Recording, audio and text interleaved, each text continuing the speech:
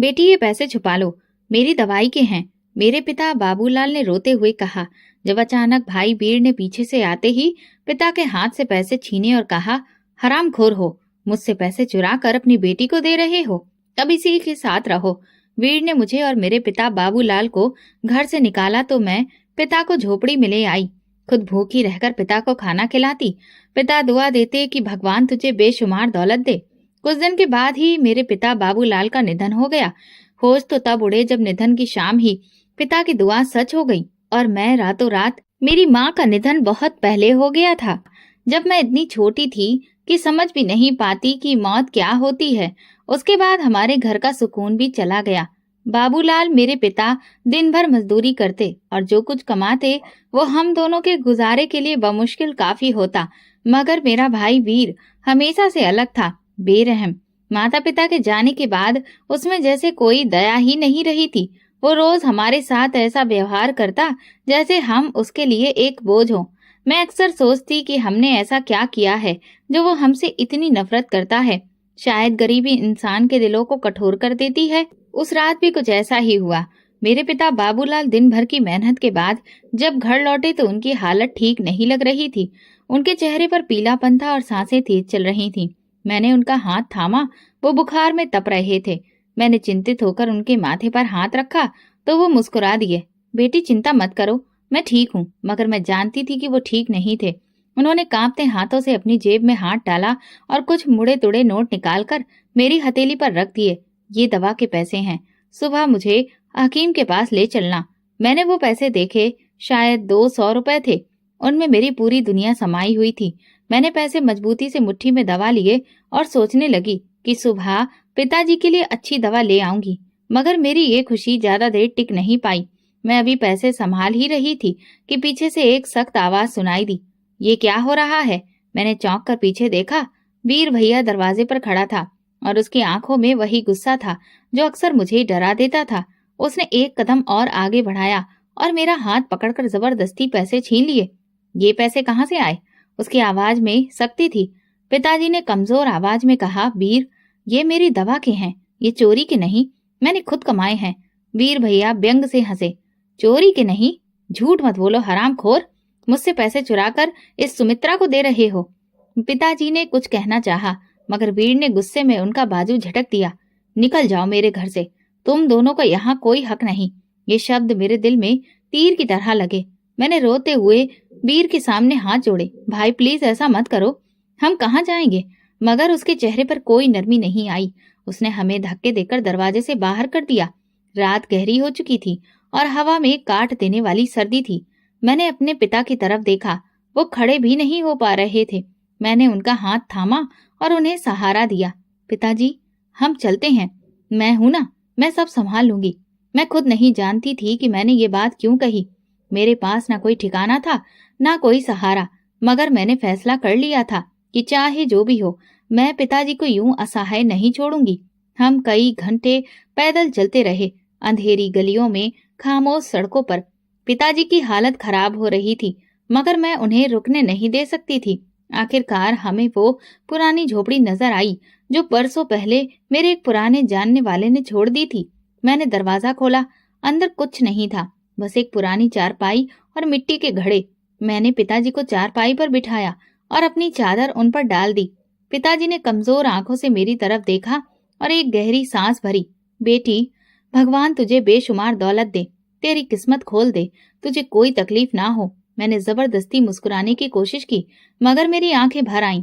मैं नहीं जानती थी कि किस्मत मेरे लिए क्या लेकर आ रही थी। तुझे कभी किसी चीज की कमी ना हो, ये कहते ही उनकी आंखें बंद हो गईं। मैंने उनके हाथ थामे रखे और अपनी आंखों से बहते आंसू साफ किए। मैं नहीं जानती थी कि आगे क्या होने वाला था, मगर मुझे यकीन था कि पिताजी की दुआएं कभी भी व्यर्थ नहीं जाती।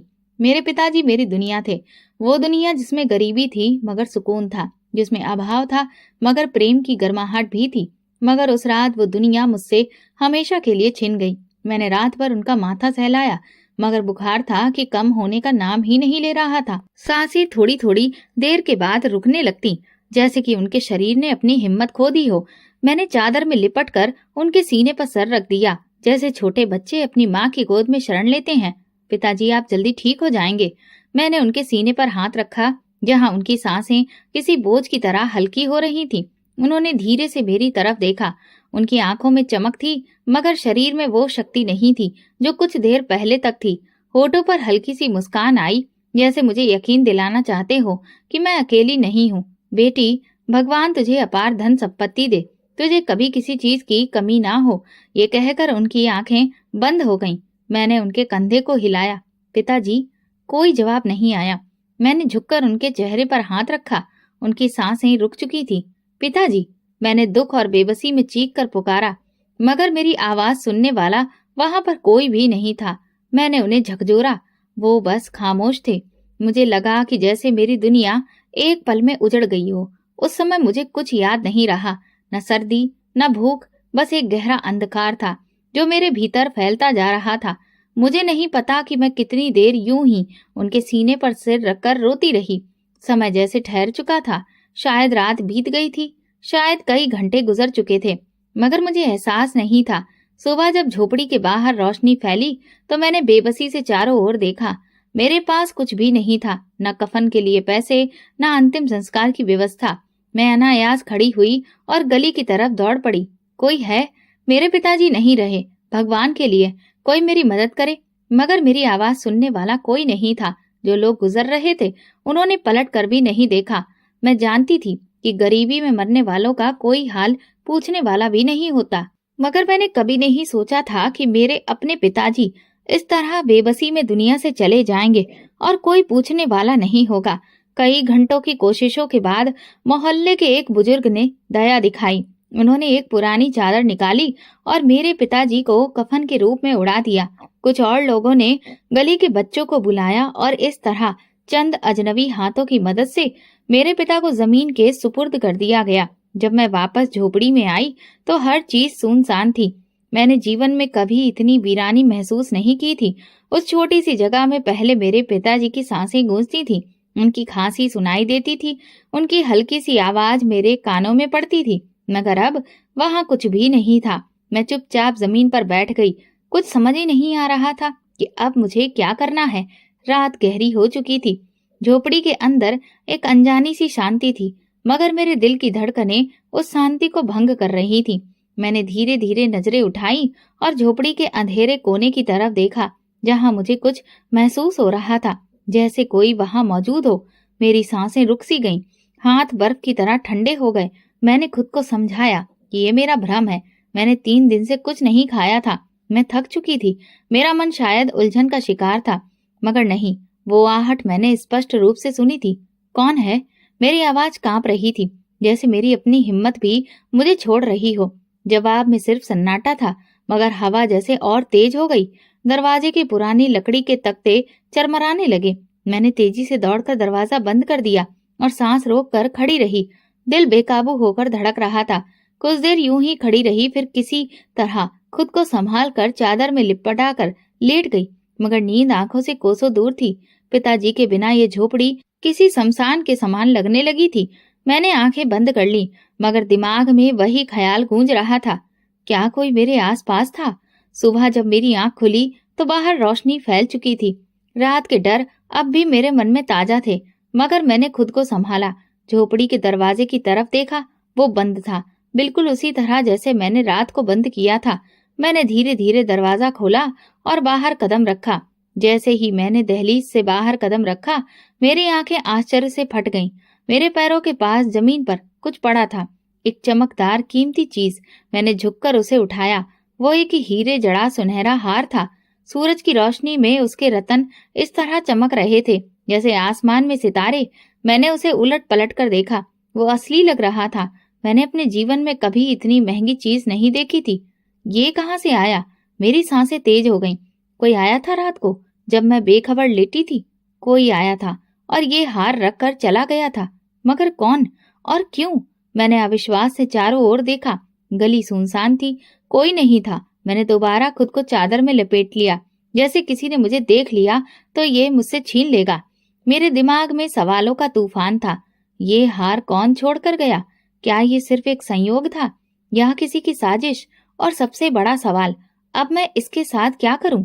मैंने हार को चादर में लपेटकर मजबूती से पकड़ लिया। मेरी सांसें बेतरतीब हो रही थीं, दिल जोरों से धड़क रहा था। ये कैसे संभव था? कल रात मैं भूख, बेबसी और खाली हाथ थी, और आज सुबह मेरे कदमों के पास एक ऐसा खजाना पड़ा था जिसकी कीमत शायद हजारों नहीं, लाखों में हो सकती थी। मेरी उंगलियां हल्के से हार के चमकते हुए रत्नों पर फिसलने लगीं। ये असली हीरा लग रहा है, बेहद कीमती, बेहद दुर्लभ।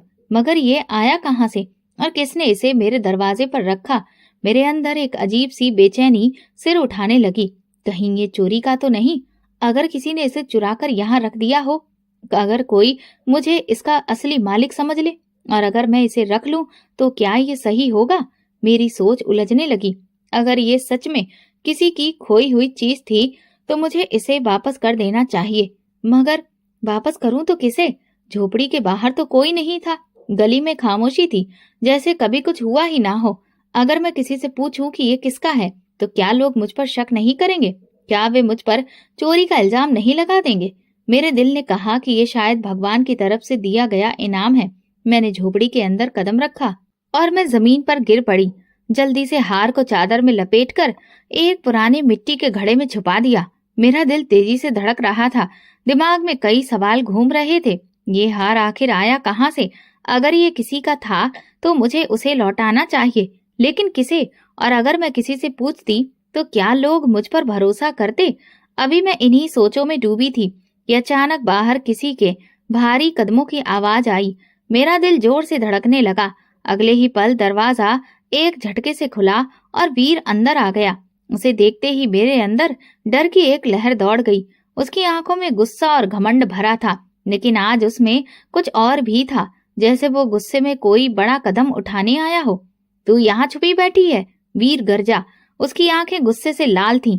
मैं घबराकर खड़ी हो गई। भाई, तुम यहाँ क्या कर रहे हो? वीर ने गुस्से में कहा। मैं ये पूछने नहीं आया कि मैं यहाँ क्या कर रहा हूँ, मैं ये पूछने आया हूँ कि तूने ये चोरी कहाँ से की? मेरा दिल तेजी से धड़कने लगा। चोरी? मैंने कुछ नहीं किया। वीर हंसा, लेकिन उसकी हंसी में ताने और गुस्से का मिला जुला असर था। झूठ मत बोल। पूरे मोहल्ले में चर्चा है कि बीरेन ठाकुर की हवेली से एक कीमती हार चोरी हुआ है, और आज सुबह तेरी ही झोपड़ी के बाहर एक हार पड़ा मिला। ये सब इत्तेफाक है? मेरे हाथ पैर ठंडे पड़ गए। तो क्या सच में ये हार चोरी का था? लेकिन मैंने तो इसे नहीं चुराया। ये झूठ है, मैंने कुछ नहीं चुराया। मेरी आवाज कांपने लगी। वीर ने आगे बढ़कर मेरा बाजू कसकर पकड़ लिया। तू मुझे मूर्ख समझती है? जो लड़की 2 वक्त की रोटी को तरसती है, उसके पास इतना महंगा हार कहाँ से आया? मैंने अपना हाथ छुड़ाने की कोशिश की। मैंने नहीं चुराया, किसी ने इसे मेरे दरवाजे पर रखा था। मुझे नहीं पता कि कौन था, लेकिन वीर मेरी बात मानने के लिए तैयार ही नहीं था। उसने गुस्से से कहा, अगर तूने अभी वो हार मुझे नहीं दिया तो फिर मैं तुझे पुलिस के हवाले कर दूंगा। पुलिस? मेरा दिल बैठने लगा। मैंने कभी पुलिस का सामना नहीं किया था।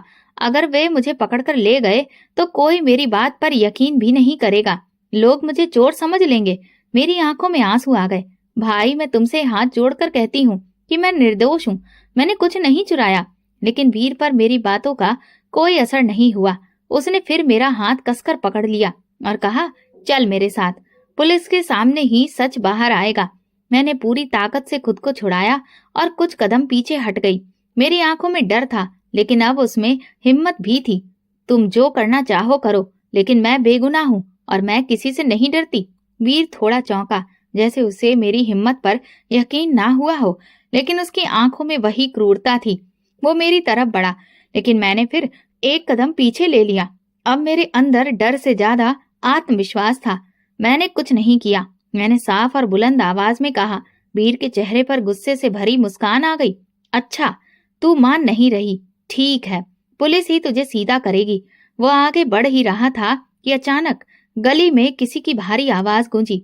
रुक जाओ। वीर वहीं ठहर गया। मैंने चौंक कर दरवाजे की तरफ देखा। एक लंबा, मजबूत कद काठी वाला आदमी वहां खड़ा था। उसकी आंखों में आत्मविश्वास था और चेहरे पर सख्ती। मैंने उसे पहले कभी भी नहीं देखा था, मगर उसी लम्हे वो मेरे लिए किसी उदारकर्ता से कम नहीं लगा। तुम कौन हो? वीर ने गुस्से से पूछा। ये सवाल मैं तुमसे पूछना चाहता हूँ। वो शख्स जिसे बाद में मैं रोहन के नाम से जान पाई, अंदर आकर सीधा वीर के सामने खड़ा हो गया। तुम एक कमजोर लड़की पर हाथ उठाने जा रहे थे, किस हक से? वीर बिफर गया। ये मेरा पारिवारिक मामला है, तुम्हें इसमें बोलने का कोई हक नहीं। रोहन की नजरें एक पल के लिए मुझ पर रुकी, जैसे कि वो मेरी हालत का अंदाजा लगा रहा हो। फिर उसने वीर की तरफ देखा। मैं किसी के पारिवारिक मामलों में दखल नहीं देता, लेकिन अगर तुम किसी बेगुनाह पर जुल्म करोगे तो मैं चुप भी नहीं बैठूंगा। वीर दांत पीस कर रह गया, मगर रोहन की मौजूदगी ने उसे थोड़ा पीछे हटने पर मजबूर कर दिया। वो जानता था कि इस आदमी से उलझना आसान नहीं होगा। जो करना है कर लो, मगर ये चोरनी जल्दी ही पकड़ी जाएगी। वीर ने उंगली उठाकर मुझे धमकाया, फिर पैर पटकता हुआ झोपड़ी से बाहर निकल गया। मैंने गहरी सांस ली, जैसे बहुत बड़ा बोझ मेरे दिल से उतर गया हो। मगर अब मेरे सामने रोहन खड़ा था, एक अनजान मददगार, और मुझे नहीं पता था कि उस पर भरोसा करना चाहिए या नहीं। तुम ठीक हो? रोहन ने नरमी से पूछा। मैंने सिर हिलाया, मगर मेरी आंखों में सवाल थे।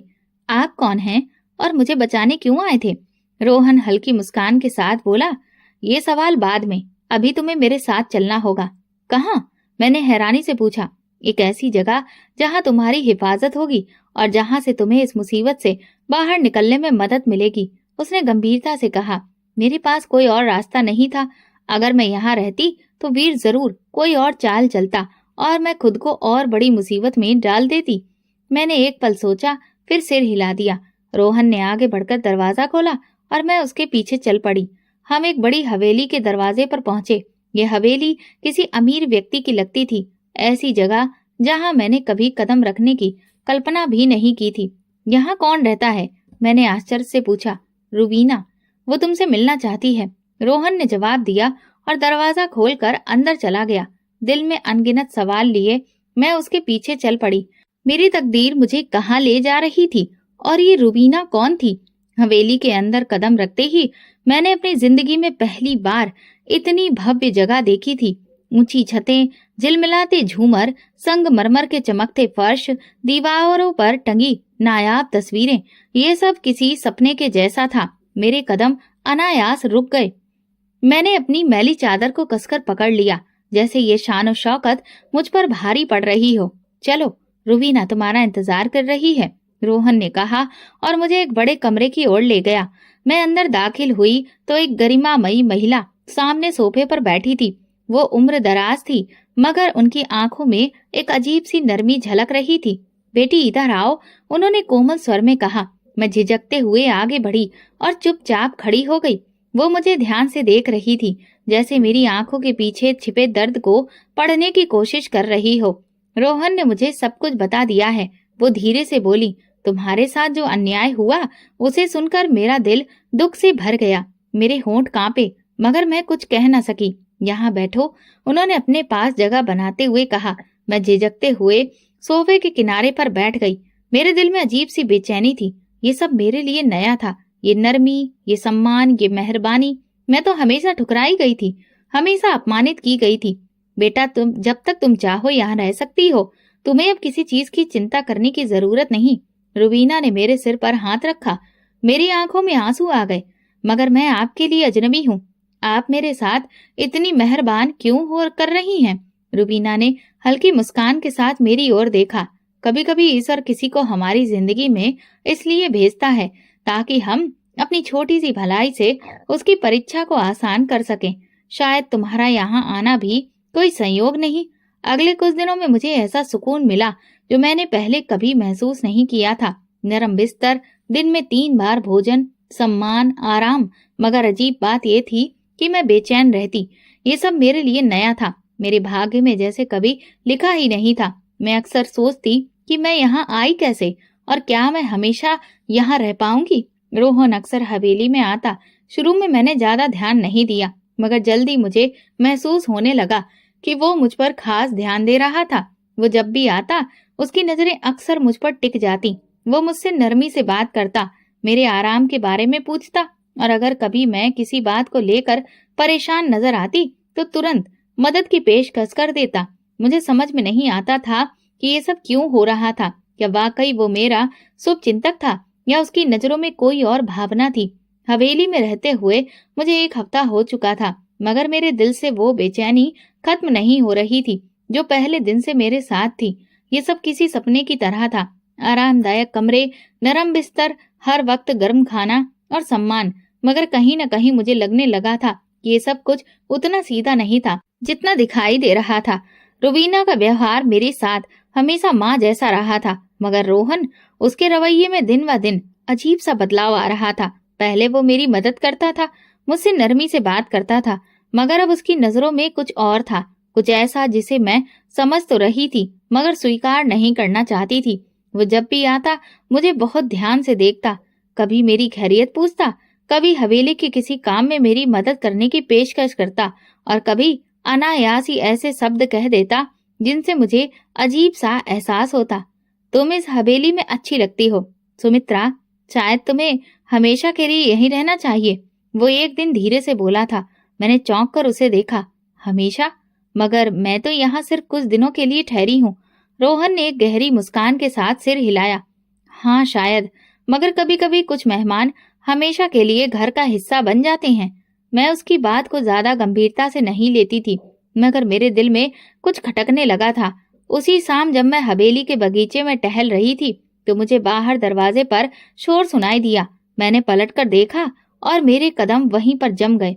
वीर, वो हवेली के दरवाजे पर खड़ा था। उसके हाथ में एक कागज था और चेहरे पर वही जहरीली मुस्कान थी जो हमेशा मेरे लिए मुसीबत लेकर आती थी। रुबीना को बुलाओ, वो चौकीदार से चिल्लाकर कह रहा था। मेरे शरीर में सिहरन दौड़ गई। वो यहाँ क्यों आया था? क्या वो मुझे यहाँ भी चैन से नहीं रहने देगा? चौकीदार ने रुबीना को खबर दी और कुछ ही पलों में वो पूरे सम्मान के साथ दरवाजे पर आ गई। क्या मसला है? उन्होंने सख्त लहजे में पूछा। वीर ने कागज आगे बढ़ाया। ये देखिए, ये लड़की जो आपकी हवेली में आराम से रह रही है, ये एक चोरनी है। ये पुलिस का नोटिस है जिसमें साफ लिखा है कि वीरेंद्र ठाकुर के हार की चोरी में इस पर शक है। मेरा दिमाग सुन्न हो गया। मैंने अविश्वास से रुबीना की ओर देखा, मगर उनके चेहरे पर कोई चिंता नहीं थी। उन्होंने वीर की आंखों में आंखें डालकर कहा, यह सब झूठ है। सुमित्रा निर्दोष है और मैं किसी कागज के आधार पर उस पर शक नहीं कर सकती। अगर तुम्हें कोई समस्या है तो जाकर पुलिस से कहो कि खुद आकर जांच करे। वीर हैरान रह गया। शायद उसे उम्मीद नहीं थी कि रुबीना इस तरह मेरी हिमायत करेगी। मगर ये चोर है, उसने जिद की। रोहन चुपचाप खड़ा था, मगर अचानक एक कदम आगे बढ़ा और सख्ती से बोला, वीर, मैं तुम्हें चेतावनी दे रहा हूँ। अगर तुमने सुमित्रा को और परेशान करने की कोशिश की तो मैं तुम्हें खुद पुलिस के हवाले कर दूंगा। वीर के चेहरे पर गुस्से की लहर दौड़ गई, मगर वो बेबस नजर आया। उसने मेरी ओर एक नफरत भरी नजर डाली और दांत पीसकर कहा, ये मामला अभी खत्म नहीं हुआ सुमित्रा, मैं तुम्हें चैन से नहीं बैठने दूंगा। ये कहकर वो तेजी से मुड़कर चला गया। मैंने गहरी सांस ली, मगर मेरे दिल में बेचैनी और बढ़ गई थी। मैं जानती थी कि वीर इतनी आसानी से हार मानने वाला नहीं था और कहीं न कहीं मुझे ये भी महसूस हो रहा था कि रोहन का रवैया भी अब पहले जैसा नहीं रहा था। रात के अंधेरे में हवेली शांत थी, मगर मेरी आंखों में नींद नहीं थी।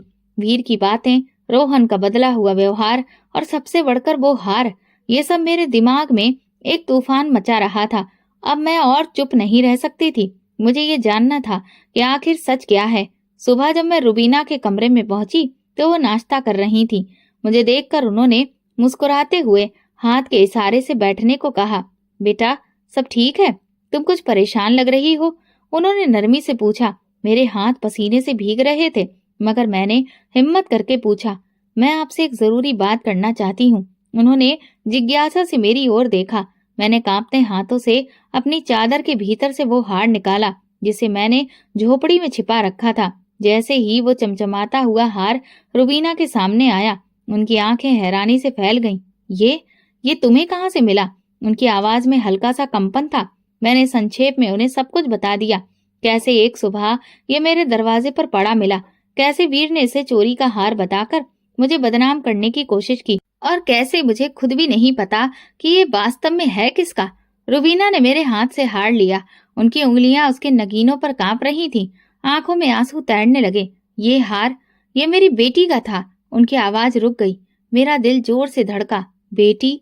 रुबीना ने गहरी सांस ली जैसे किसी पुराने घाव को दोबारा खोल रही हो।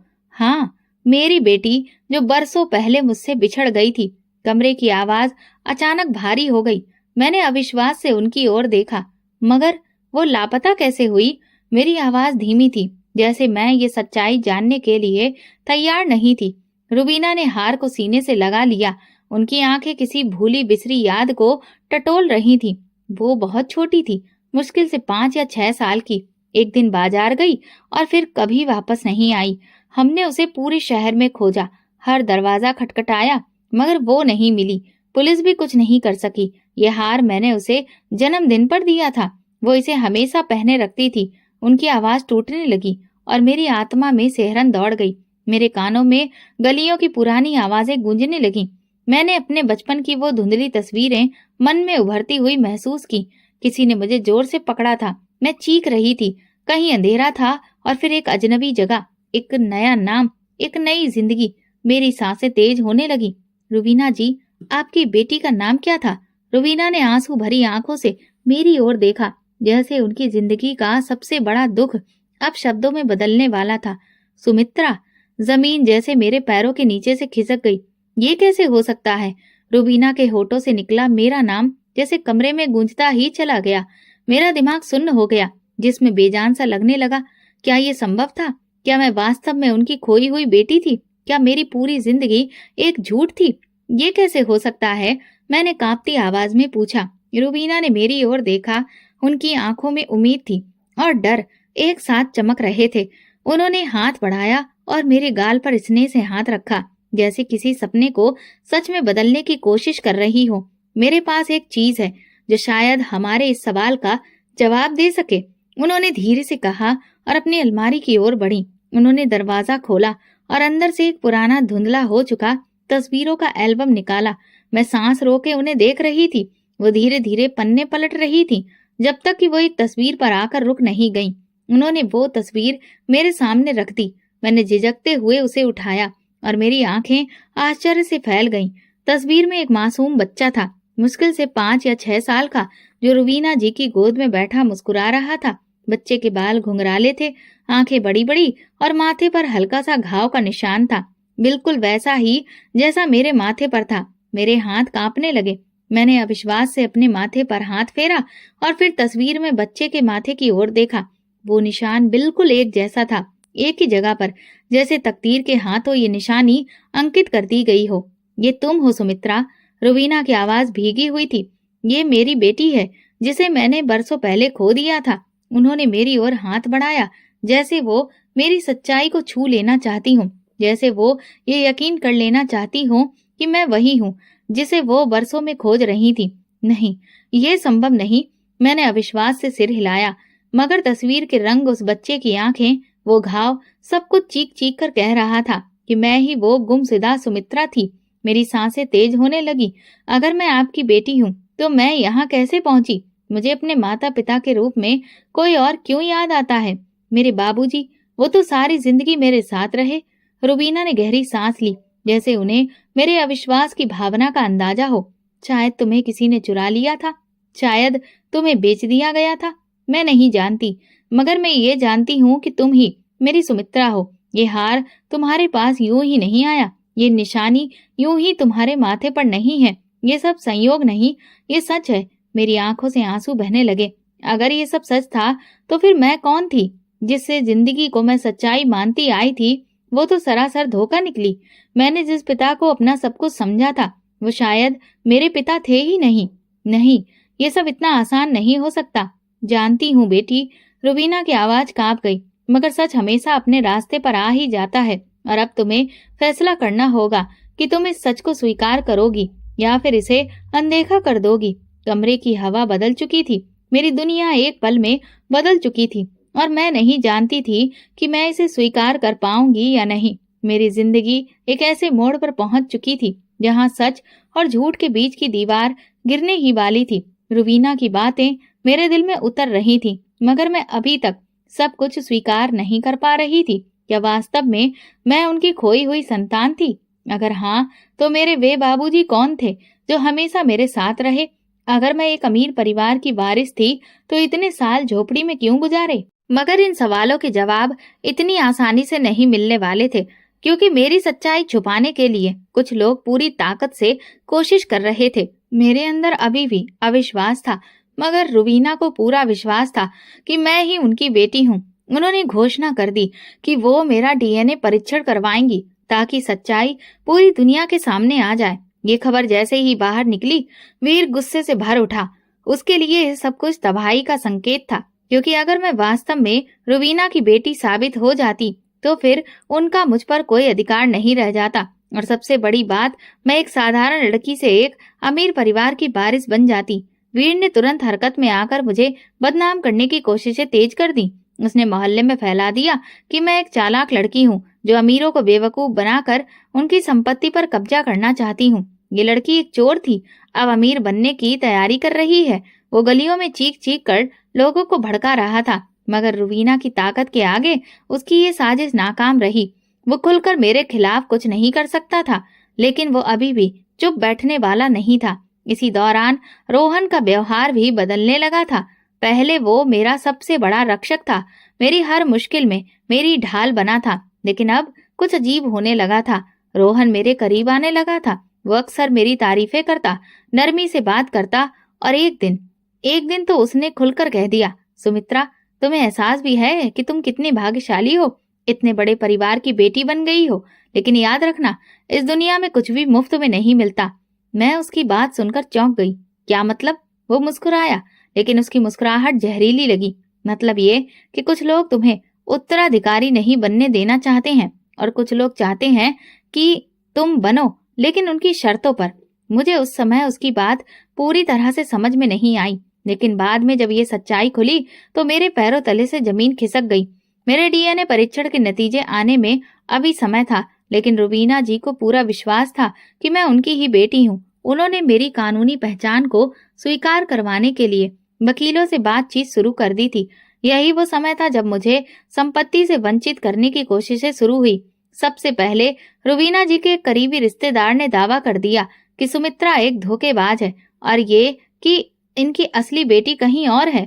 फिर मेरे खिलाफ एक झूठा मुकदमा दर्ज करवा दिया गया कि मैंने रुबीना जी की संपत्ति पर कब्जा करने के लिए उन पर तंत्र मंत्र किया है, और सबसे खतरनाक साजिश मेरी हत्या की कोशिश थी। एक रात जब मैं अपने कमरे में सो रही थी, किसी ने मेरे तकिए के नीचे जहर की छोटी सी शीशी रख दी। अगर मैं बेखबरी में उसे छू लेती तो शायद वो जहर मेरी त्वचा में समा जाता। मैं ये सब कुछ देखकर अंदर ही अंदर टूटने लगी थी। मैंने अपनी पूरी जिंदगी गरीबी में गुजारी थी, लेकिन मुझे कभी भी किसी ने जान से मारने की कोशिश नहीं की थी। अब जब मेरी सच्चाई सामने आने वाली थी तो अचानक लोग मुझे जिंदा निगलने को तैयार हो गए थे।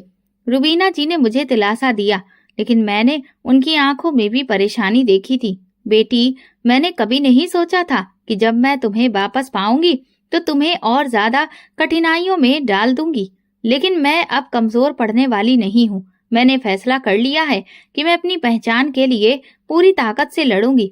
रुबीना हमेशा एक मजबूत महिला रही थी, लेकिन एक दिन उन्होंने मुझे अपनी जिंदगी की वो कहानी सुनाई जिसने मुझे हिलाकर रख दिया। जब मैं युवा थी तो मेरे पति के परिवार ने मुझ पर बहुत अत्याचार किए। उन्हें लगता था कि मैं उनके बेटे के लायक नहीं हूँ। जब मेरी बेटी सुमित्रा पैदा हुई तो वे उसे मुझसे छीन लेना चाहते थे। एक दिन उन्होंने सुमित्रा को अगवा करने की साजिश की, लेकिन सब कुछ उल्टा हो गया और वो हमेशा के लिए खो गई। मुझे लगा कि जैसे मेरे शरीर से जान निकल गई हो, तो क्या मुझे मेरे अपनों ने ही मुझसे छीन लिया था। इसी दौरान रोहन का असली चेहरा भी सामने आ गया। ये वही व्यक्ति था जिसने मुझे बचाया था, जिसने मुझे यहाँ तक पहुँचाया था। लेकिन सच्चाई ये थी कि वो रुबीना की संपत्ति पर कब्जा करने की योजना बना चुका था। सुमित्रा, अगर तुम मुझसे शादी कर लो तो सब कुछ आसान हो जाएगा, एक दिन उसने कहा, मुझे जैसे किसी ने जहर दे दिया हो। तो तुम्हारी मदद के पीछे यही मकसद था। ये दुनिया स्वार्थ पर चलती है सुमित्रा। या तो तुम मेरे साथ शामिल हो जाओ या फिर अपने दुश्मनों के रहमो करम पर रहो। उसकी आंखों में वहशीपन था। अब समय आ चुका था कि सब कुछ खुलकर सामने आए। मेरे डीएनए परीक्षण की रिपोर्ट आ चुकी थी। मैं रुबीना जी की ही बेटी थी। कमरे में गहरा सन्नाटा था। मेरे हाथ में वो कागज था जिस पर मेरी पूरी जिंदगी का फैसला दर्ज था। रुबीना जी की उंगलियां कांप रही थीं, आंखों में बेचैनी थी। मेरे दिल की धड़कनें इतनी तेज थी कि मुझे लगा कि वो कमरे की खामोशी को तोड़ देंगी। मैंने बमुश्किल से अपने होंठ हिलाए। क्या क्या लिखा है इसमें? रुबीना जी ने धीरे धीरे रिपोर्ट को खोला। एक पल के लिए उसे देखा, फिर उनकी आंखों से आंसू बहने लगे। ये सच है, तुम मेरी बेटी हो सुमित्रा। ये शब्द मेरे कानों में गूंजे, लेकिन मुझे लगा कि जैसे मैं किसी सपने में हूँ। मैं वही सुमित्रा थी जो एक झोपड़ी में भूख और ठंड से लड़ती रही थी, और आज मैं इस हवेली की कानूनी उत्तराधिकारी साबित हो चुकी थी। लेकिन मेरे पास खुशी मनाने का समय नहीं था, क्योंकि खेल अभी खत्म नहीं हुआ था। रिपोर्ट के सामने आते ही वीर का गुस्से से बुरा हाल हो गया। वो चीखने लगा, ये झूठ है, ये लड़की धोखा दे रही है। मैं मान ही नहीं सकता कि ये किसी अमीर परिवार की बेटी हो सकती है। लेकिन अब कोई उसकी बात सुनने वाला नहीं था। रुबीना जी के वकीलों ने सभी कानूनी कार्रवाई पूरी कर ली थी और वीर के खिलाफ पहले ही धोखाधड़ी और जालसाजी के मुकदमे दर्ज किए जा चुके थे। ये सब तुम्हारे लालच ने किया है वीर, मैंने सख्त लहजे में कहा। तुम्हें बचपन में एक बहन मिली थी, लेकिन तुमने हमेशा उसे एक बोझ समझा। अब समय आ गया है कि तुम अपने किए का हिसाब दो। वीर को पुलिस के हवाले कर दिया गया। जब सिपाही उसे लेकर जा रहे थे, उसने आखिरी बार पलटकर मुझे नफरत भरी नजर से देखा।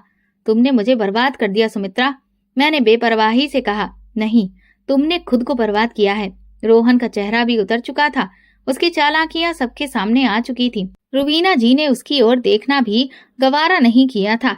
तुम मेरे भरोसे के काबिल नहीं थे रोहन। रोहन हार मानकर वहां से चला गया। सब कुछ बदल चुका था। मैं अब रुबीना जी की कानूनी उत्तराधिकारी थी, लेकिन ये सब मेरे लिए अर्थहीन था। मैंने कई रातें जागकर सोचा कि मैं क्या चाहती हूँ, और फिर मैंने फैसला कर लिया। माँ, मैं आपकी बेटी हूँ और हमेशा रहूंगी, लेकिन मैं वो जिंदगी नहीं जी सकती जो मेरे लिए अजनबी हो। मैं उन लोगों के लिए कुछ करना चाहती हूँ जो आज भी उसी अंधेरे में हैं जिसमें मैं कल थी। रुबीना जी की आंखों में गर्व के आंसू आ गए। यही तो मेरे खून की पहचान है सुमित्रा, मैंने मुस्कुराकर उनके गले लगते हुए कहा।